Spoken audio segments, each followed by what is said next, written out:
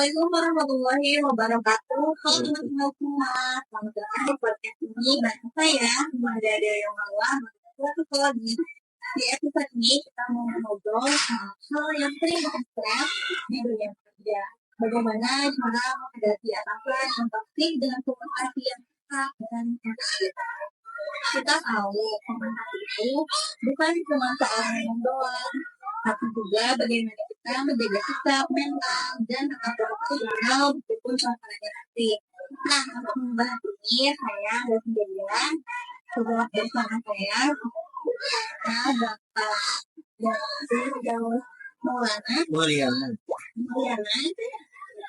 seorang guru yang akan membahas isi etika dan tanggung jawab keselamatan di lingkungan kerja. Halo Pak Daus. Ya, Gimana kabarnya hari ini? alhamdulillah baik. Gimana mananya? Alhamdulillah. Mari kita mulai segmen ini. Sebelum kita bahas tentang komunikasi, mungkin Bapak bisa bantu kita untuk memahami bagaimana cara membedakan mana atasan yang tegas tapi wajar dengan yang tidak bisa dilakukan. Oke. Pertanyaan pertama kan terkait membedakan atasan yang toksik dan tidak ya. Iya. Nah, sebelum ke arah sana, dari awal pembukaan Manda kan terkait masalahnya terkait komunikasi dan lingkungan yang toksik ya. Kalau misalkan secara epistemologi atau secara bahasa, komunikasi itu adalah suatu ucapan verbal antara satu orang dengan satu orang yang lainnya. Nah, kalau misalkan toksik kan itu adalah suatu lingkungan yang dimana memiliki lingkungan yang negatif yang sangat berpengaruh pada kesehatan mental ya. Karena lingkungannya yang sangat negatif ya. Nah, kalau misalkan cara membedakan, kalau cara bisa lebih sudah tahu kita, karena lingkungan ini negatif nih gitu kan. Jadi membedakannya sangat mudah gitu kan. Kalau misalkan atasan yang tegas atau yang wajar, tegas pada pekerjaan bukan menyerang pribadi. Nah, kebalikannya kalau misalkan yang toksik ketika kita melakukan kesalahan itu bukan pembahasan terkait pekerjaan, tapi lebih menyerang dia kayak nggak suka ke kita gitu. Jadi lebih ke pribadi kita. Terus kalau misalkan yang tidak toksik itu dia lebih konsisten, adil dan memberi arahan yang jelas. Nah, kalau misalkan bisa diajak diskusi, lalu bahkan saya tidak setuju yang positif itu lingkungan yang positif, dia akan menerima gitu. Padahal dia tidak setuju dengan pemikiran kita atau konsep kita. Nah, kalau misalkan atasan yang toksik itu lebih meremehkan atau mempermalukan kita di depan umum gitu kan. Padahal di dalam agama pun Imam Syafi'i pernah mengatakan ketika memang kita tidak suka dengan orang lain, jangan dibahas di muka umum. Lebih baik kita dibahas dengan personal gitu, face to face atau antara individu dengan individu. Karena kalau misalkan berbicaranya sudah melebarkan umum, maka itu adalah membuka aib. Sedangkan Allah pun sedang menutup aib kita, sedangkan kita bukan Tuhan membuka aib orang lain. Gitu. Nah, jadi lingkungan yang toksik itu yang berpengaruh sangat mental karena dia akan menyerang ke pribadi kita, bukan melihat kinerja kita.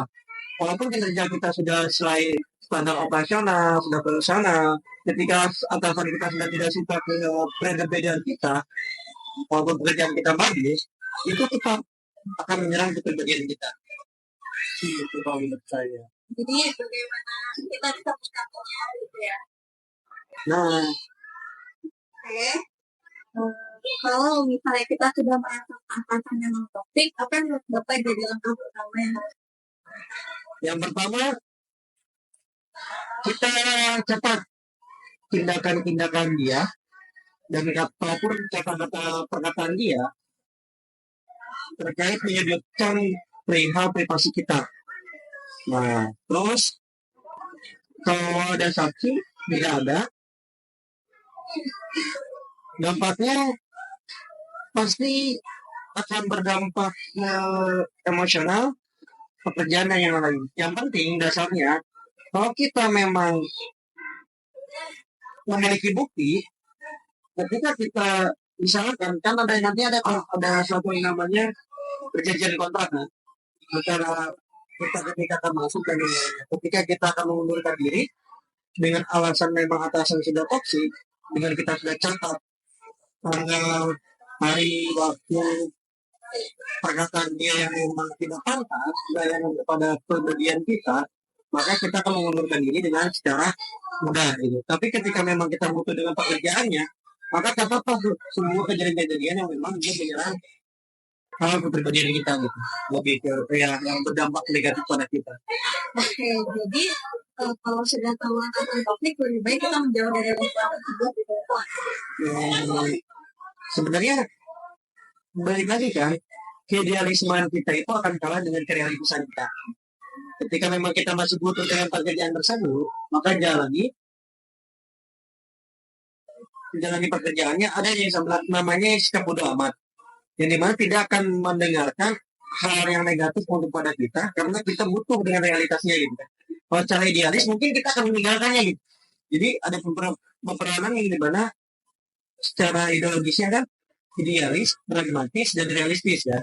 Nah ketika memang kita memang idealis, kita berani untuk keluar dari hal negatif tersebut. Ini kan perihal pekerjaannya. Kalau misalkan perihal kelompok sosial, mungkin kita akan menjauhinya gitu, sangat mudah. Tapi kan kalau bicara perihal pekerjaan, maka ada sisi pragmatis dan realistis. Gitu. Nah, mau nggak mau kita kan tetap berkomunikasi ya Pak. Nah, ya. Bagaimana cara supaya kita tetap sopan agar tidak terlihat membangkang, tapi juga nggak jadi korban personal bukan apa saja. Nah, kalau misalkan tetap bekerja gitu kan, tapi ada tetap sopan, tapi tidak jadi korban. Artinya tadi mengambil yang pragmatis dan realistis ya. Nah, yang pertama adalah kita jangan bersikap pasif atau diam saja atau agresif atau melawan. Karena tadi idealis itu akan terbentur dengan yang namanya pragmatis dan realistis. Itu pasti. Nah, harus seperti apa? Harus seperti asertif, yang dimana tetap tenang, tidak menyalahkan, tapi menyuarakan batasan. Ketika memang atasan sudah memang keluar dari batasan, kita beritahu. Contohnya, saya paham Bapak atau Ibu, namun izin saya menyampaikan bahwa cara penyampaian Ibu atau Bapak itu membuat saya tertekan. Nah, mungkin kita bisa diskusikan cara kerja yang lebih efektif itu bersama seperti apa. Nah, contoh dari kata-kata sopan tapi tidak menjadi korban. Nah, yang asertif gitu. Nah, atasan kita melakukan apa yang kita lakukan, ada tipsnya nggak Pak? Cara kata-kata atau kalimat yang aman, tetapi tetap efektif. Maka saya merasa terus ketika karena misalkan saya merasa bingung ketika dimana minta pulang pekerjaan tanpa penjelasan, terus ketika karena jadi ada sebab, akibat, dan solutif gitu. Lalu tanya balik sopan untuk klarifikasi. Nah tadi kan sebenarnya ada tiga pokoknya. Yang pertama ada sebab, akibat, dan solutif. Gitu. Jadi kalau misalkan kita tidak memiliki solutif, apabila ditolak juga, maka balik lagi tadi sekuat mana mental kita tetap ada di dalam lingkungan pekerjaan tersebut. Apa kita akan terus-terusan pragmatis? Apakah kita akan berusaha realistis? Kalau balik lagi ke idealis kita, bahwa atas itu tuh nggak benar gitu, udah menyalahkan suatu nilai-nilai norma-norma dari suatu lingkungan sosial. Tinggal pilih aja gitu. Oke. Nah, menurut Bapak sendiri, berapa penting melalui email atau sebagai bukti kalau terjadi apa kalau misalkan baiknya via email, chat, atau via daring itu lebih baik dihindari karena apalagi teks ya, seseorang membaca teks itu akan berbeda sesuai dengan mood atau pemikiran keadaan seseorang tersebut. Model misalkan contohnya, maaf Bapak punten gitu. Walaupun kita menggunakan emot andalan. Emot andalan. Tapi tetap aja kalau misalkan seseorang tersebut menjadi ditambah lagi dia tidak suka dengan kita, maka perspektif pemikiran dia tulisannya itu akan seakan wah ini anak tidak sopan, wah kata-kata yang kurang tepat. Jadi lebih baik jangan menggunakan suatu via komunikasi daring ketika memang ada kesalahpahaman. Lebih baik ditemui langsung, membuat janji walaupun janjinya tidak dibalas, tidak akan buat janji besok saya bisa ketemu dengan bapak, ada yang saya ngobrolkan, tapi cari selain di mana ketika bisa bertemu dengan dia berdua bisa komunikasi hal yang memang waktu itu ketika salah pahaman gitu. Karena baca teks itu kadang sesuai dengan seseorang kan gitu. Walaupun kita sudah menggunakan nomor andalan atau dan yang lainnya dan kata-kata sopan, tetap ketika seseorang tersebut tidak baik, apalagi orang yang tidak suka dengan kita yang toksik, maka kita akan sama. Kadang kita balik ya satu pun Ya, kita marah gitu. Kadang meskipun sudah komunikasi kayak penting, ada juga Pak alasan yang toksiknya nggak pernah berubah. Karena sendiri kapan sih waktu yang tepat untuk melaporkan ke angkai atau ke pihak yang lebih tinggi tentang permasalahan yang kalau saya sih jujur ya, kalau misalnya berbicara ke atasan ketika ada interaksi dengan atasan yang lain, kalau misalnya atasan lebih parah, terus bagaimana caranya untuk berkomunikasi lagi ke atasan yang lainnya, karena saya lingkup pekerjaannya bukan suatu perusahaan tapi lembaga, itu memang jarang terjadi yang namanya atasan toksik. Toksik atasan tersebut menahu bagaimana caranya, tapi ketika teman-teman yang ada di dalam posisi bagaimana caranya laporan yang tepat ke atasan yang dari atas atau atasan dari atasan kita, ketika memang bisa dipermasalahkan duduk dengan seorang tersebut, maka selesaikan. Tapi apabila tidak selesai, maka ada yang namanya jalur hukum. Nah, karena kan negara kita negara yang berdasarkan negara hukum. Ada aturan main rules of law-nya kalau bahasa kerennya, aturan-aturannya. Pasti dong ada yang namanya undang-undang perlindungan tenaga kerjaan. Undang-undang misalkan undang-undang hak konsumen, ketika memang kita sebagai konsumen kita komplain ke atasannya juga menerima, kita bisa kan menggunakan undang-undang yang disebut tentang kerjaan dan undang-undang yang lainnya. Kadang juga pada takut duluan gitu ya sebelum melakukan pihak itu lagi. Nah, yang perspektif negara kita itu, masyarakat kita itu, kenapa kita takut untuk melaporkan hal tersebut? Kasian, karena masyarakat kita itu nggak tahu rules ya, nggak tahu sistemnya bagaimana melaporkannya gitu kan, bagaimana cara langkahnya untuk melaporkan. Nah, karena masyarakat kita mungkin minim dengan yang namanya pendidikan hukum atau informasi-informasi terkait aduan yang lainnya gitu. Karena ditambah lagi realitas di negara kita, siapa yang punya banyak uang dia bisa membuat hukum dengan lainnya. Banyaklah perspektif tergantung pemikiran kita mau kemana nih gitu kan. Tapi kebanyakan masyarakat yang memang awam dan yang lainnya pada akhirnya menerima, udahlah biarin, saya masih butuh pekerjaan. Kayak gitu. Nah, kalau dari sisi mahasiswa psikologi yang nantinya akan bekerja, aku dekan Bapak agar kita bisa mengambil kesehatan mental atau menghadapi situasi seperti ini. Karena kan banyak orang yang bilang kalau anak mahasiswa psikologi itu dukun ya nggak bisa pikiran, karena kan enggak juga. Untuk mahasiswa psikologi mungkin mereka lebih pintar sih menurut saya, karena bacaan bukunya apapun studi jurnalnya itu bakal lebih banyak ya, dibandingkan saya yang paling banter membaca bukunya suatu kehidupan yang memang realistis seperti The Habits dan buku-buku yang lainnya, nggak spesifik teman-teman yang sudah psikologi. Walaupun memang di dalam dunia pekerjaan yang saya tekuni di lembaga itu ada yang namanya psikologi anak dan siswa dan yang lainnya, tapi mungkin lebih pintar. Yang jelas ketika kita memang merasa mental kita terancam dari hal-hal yang tersebut dari lingkungan yang toksik, kalau misalkan memang idealis kalian kuat, maka kalian akan keluar dengan sistem yang tersebut.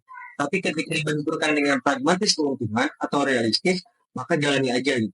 Kalau misalkan memang udah jenuh dan yang lainnya, ada fase yang dimana kita sering mungkin lihat para filsuf sering ngelamun. Iya, betul. Ya, kan? Bahkan ada di suatu bandara patung filsuf Aristoteles yang sedang seperti ini kan. Karena ngelamun itu adalah salah satu cara bagaimana kita menjernihkan pikiran ketika kita akan memikirkan sesuatu yang namanya esensi. apa sih esensi kita di hidup di sini ataupun yang lainnya. Kenapa sih orang tersebut bisa melakukan tersebut? Karena kan pada akhirnya ngelamun itu adalah suatu sarana yang dimana kita berfilsafat akan terus bertanya mencari suatu kebijaksanaan gitu. Tapi jangan lupa kalau misalnya ngelamun juga harus harus dibanyakan dengan mengingat Tuhan gitu. Dan banyak kan filsuf-filsuf ataupun sufi-sufi Islam juga kan seperti dan Rumi yang dimana berpikir ketika dia berpikir mereka tidak akan jauh dengan Tuhannya. Nah, sederhananya itu kan ribetnya ya, sederhananya melakukan hobi lah, melakukan apa yang disenangi. Misalkan ketemu dengan orang baru atau bercerita dengan orang lain, nah boleh, tapi jangan terlalu over karena nanti akan berdampak ke sosialnya juga. Walaupun itu chance energi kita gitu kan. Seperti kita ambil contoh ceritanya, faktanya iya atau tidak, Soekarno itu meninggal karena dibatasi dengan tidak boleh bertemu dengan orang lain. Pada akhirnya saat sakit, pada akhirnya meninggal karena dibatasi oleh dokter jangan ketemu banget. Padahal Soekarno itu salah satu seorang yang memang dia itu sense energinya itu ketemu dengan orang banyak. Walaupun misalnya yang hobi introvert dan yang lain, bagaimana caranya? Ya, ada beberapa hobi yang lain. Ketika coping, Nah, iya. wah, terima kasih banyak pada Daud obrolan buku kali ini. Semoga podcast ini bisa menjadi bekal buat Amin, kita amin. semua. Terima kasih sudah mendengarkan. Sampai jumpa, tetap semangat dan tetap profesional dan jaga kesehatan mental. Terima kasih banyak pada Daud. Sama-sama. Iya.